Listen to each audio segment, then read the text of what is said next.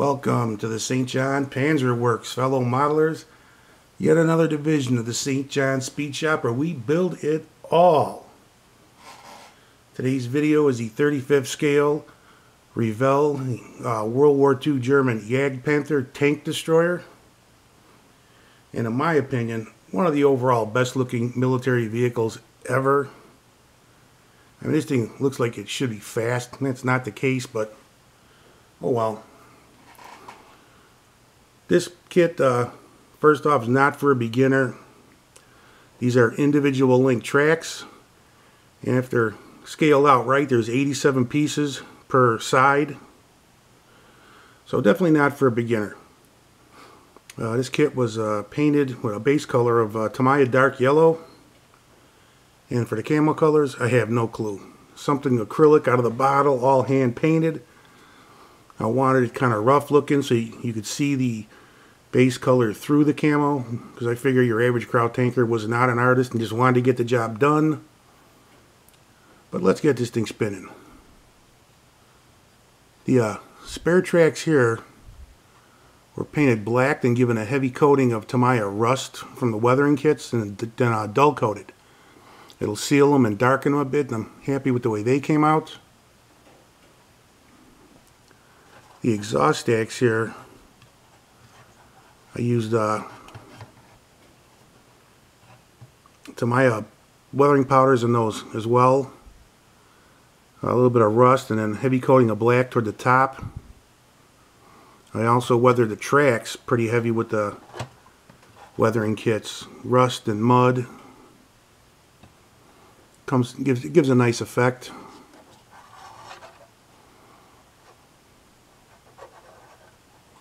This little block of wood here was, let me get that in there.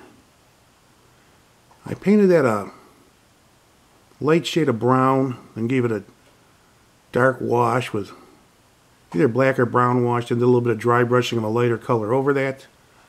That's all one piece, but it pops against the body colored framework.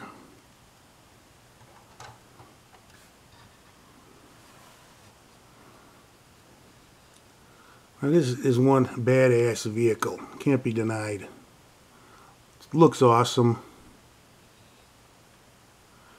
Pretty easy kit, except for the tracks. That takes a bit of patience getting them. You know, normally I do do them in quarters and make sure they fit. It's not a bad idea to use a slower acting glue, a liquid cement. And then I'll fit them on there. I'll make sure they fit.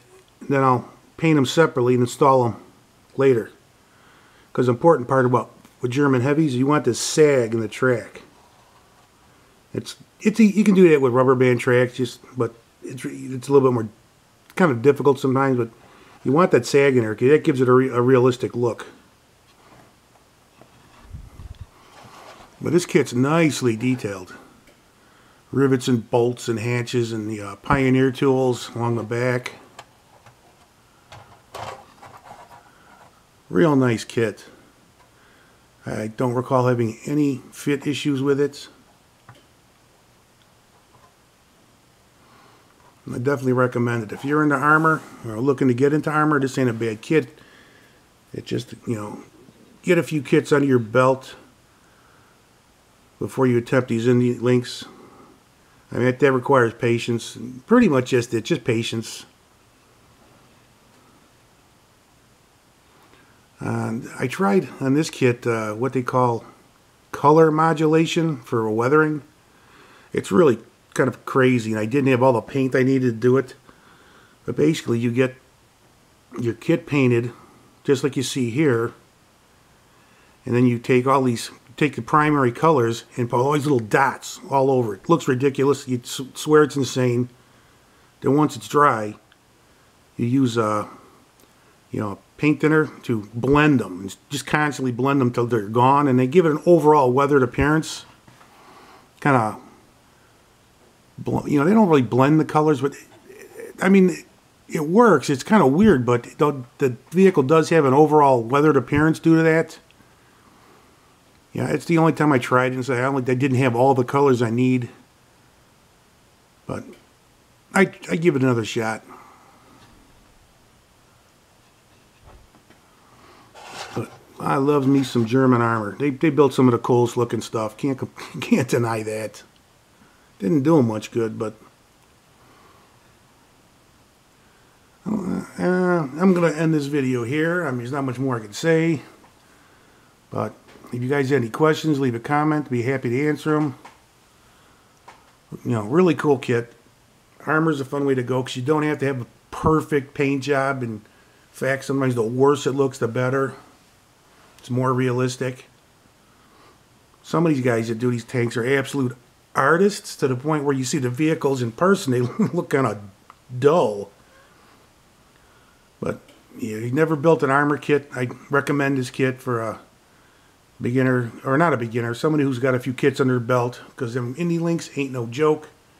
Especially if they're a poor kit that don't go together well, they could be a real headache. But these are fine. With that, you guys have a good one. I'm gonna go tear into the stash and pull out another kit to build. No, I can't figure out what it's gonna be. Not a clue. But you guys have a good one, and I am out this biatch.